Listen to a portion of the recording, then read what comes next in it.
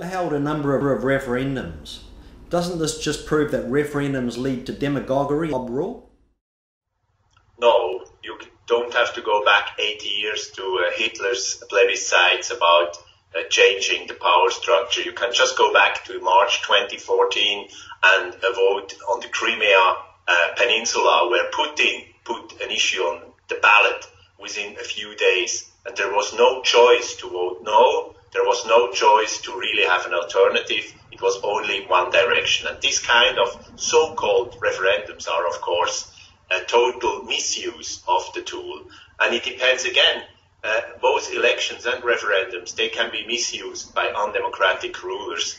But that doesn't mean that elections and referendums are undemocratic tools as such. It depends who are using them, in which way they are used, and what are the outcomes. But in established democracies, with direct democracy, like for instance Switzerland, but also many US states, the government would never be able, they don't have the right to put an issue to the vote. It's done by a process, the initiative process, or by legislation that it is said, for instance, international treaties or important decisions about finance, they have to be put there by mandatory vote. So there is a big difference between a proper referendum process and a top-down plebiscite.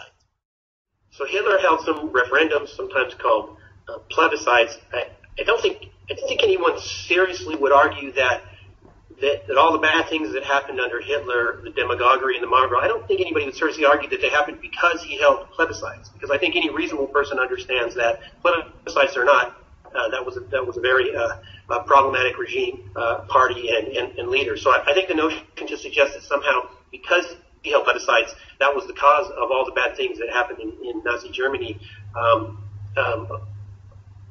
Surely that people mean that as a rhetorical argument, not a serious argument.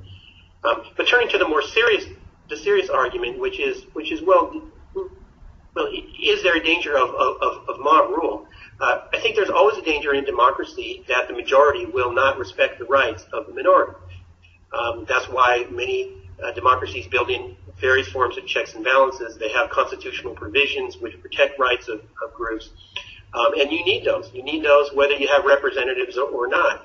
But assuming that those other checks and balances function correctly, in the United States, for example, the judiciary's job partly is to step in and say, no, you guys can't pass these kind of laws because they violate basic rights.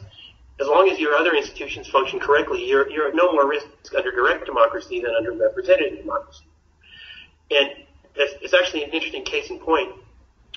One of the certainly worst and most terrible episodes in American history was disenfranchisement of black voters in the Jim Crow era after the Civil War and up till the 1960s or so. We clearly had a significant fraction of our citizens who were deprived of their basic civil rights during that period. Well, that didn't happen through direct democracy. That happened through elected officials in southern states. They played by all the rules. They got elected fair and square as they were defining the system to their own advantage back then. But those were purely representative institutions that led to, in some sense, a form of mob rule and led to a big subset of citizens being deprived of their basic rights. And I'm only bringing this up to say that all forms of democracy are at risk of having bad outcomes. Direct democracy as well. I'm sure we can point to instances of direct democracy where the laws were not what they should have been. But you can't evaluate forms of democracy by pointing to a particular bad law because they all fail from time to time. What you have to do is you have to look at the system as a whole. And looking as a whole, as people have done, as a whole, the record of direct democracy when it comes to mob rule or protection of minority rights is actually fairly good compared to the history of representative institutions.